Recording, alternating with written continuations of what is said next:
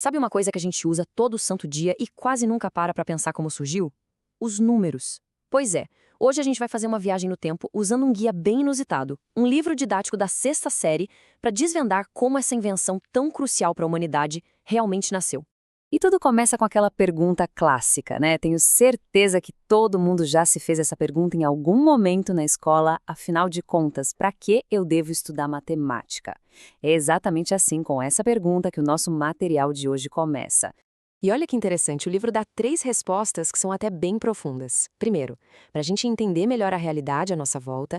Segundo, para organizar o nosso próprio raciocínio, o nosso jeito de pensar. E terceiro, para ajudar a fazer novas descobertas. Isso já mostra de cara que matemática é muito mais do que só fazer conta. É uma verdadeira ferramenta para pensar. Ok, mas para entender de verdade como a matemática ajuda com tudo isso, a gente precisa ir lá na origem. E quando eu digo origem, é origem mesmo. Vamos voltar para uma época em que a própria ideia de contar simplesmente não existia ainda. A questão da quantidade. Imagina só, o primeiro grande problema dos seres humanos não era resolver uma equação complicada, nada disso. Era uma coisa muito, mas muito mais básica. Como saber quantos?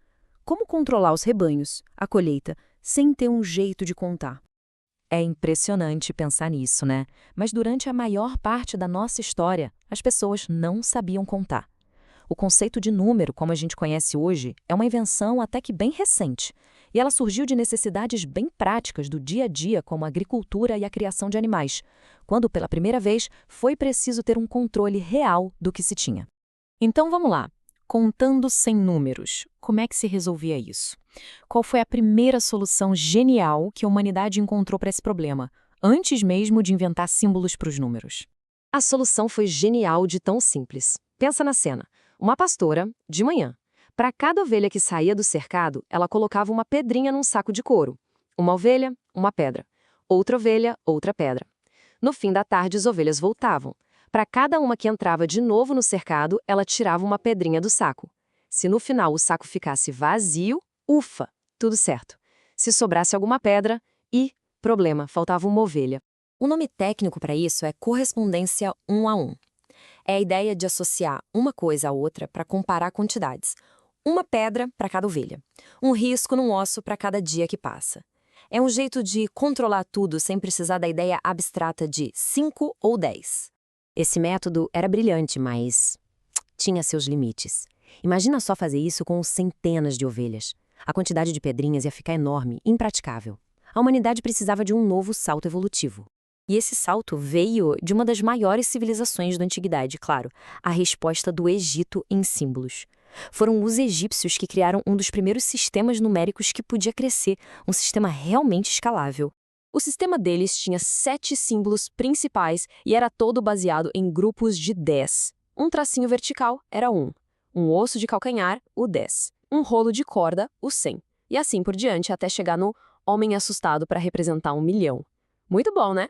A lógica era super simples, era só somar o valor dos símbolos. Para escrever 23, por exemplo, era só desenhar 2 símbolos de 10 e 3 de 1. A ordem não importava. Podia escrever de trás para frente, de qualquer jeito, o valor era o mesmo. Parecia fácil, mas isso acabava sendo uma grande limitação. E o problema era justamente esse. Os cálculos ficavam complicados muito rápido. Uma soma que para a gente hoje é simples, como 86 mais 47, exigia desenhar um monte de símbolos. Dava um trabalhão e ficava uma confusão visual. Ou seja, o sistema funcionava, mas não era nada eficiente.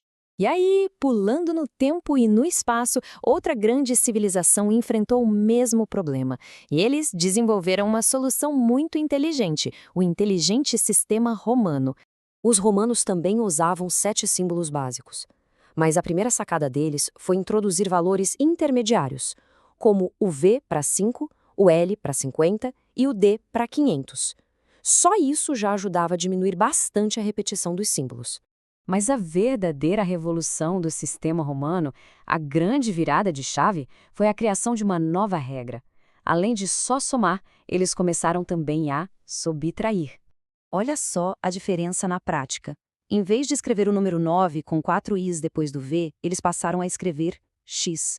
Ou seja, 1 antes de 10 significa 10 menos 1. O mesmo para 90. Em vez de LXXX, virou XC, 100 menos 10. Ficou muito mais compacto, muito mais elegante. E com essa regra de subtração, uma coisa fundamental mudou. Pela primeira vez, a posição de um símbolo era crucial. A ordem passou a importar. Por exemplo, MC é 1000 mais 100, que dá 1100.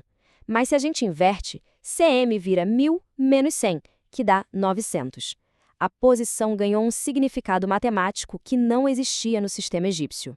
E esse sistema romano foi tão bom, tão eficiente para a época, que a gente ainda vê ele por toda a parte até hoje, né? Nos relógios, nos capítulos dos livros, na numeração dos séculos, nos nomes de reis e papas, ele está por aí. Então, olha só nossa jornada. A gente saiu das pedrinhas para controlar ovelhas e chegou a sistemas numéricos que ajudaram a construir impérios.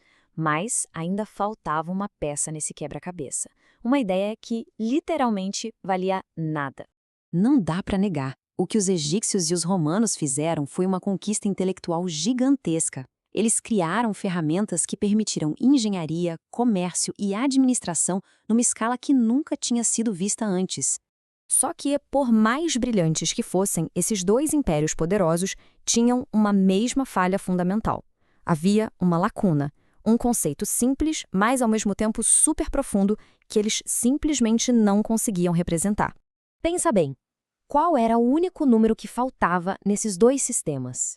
Eles tinham símbolos para 1, para 10, para 1 milhão, mas eles não tinham um símbolo para representar a ausência de quantidade, o vazio. O número que faltava era o nada. A ideia do zero ainda não havia nascido.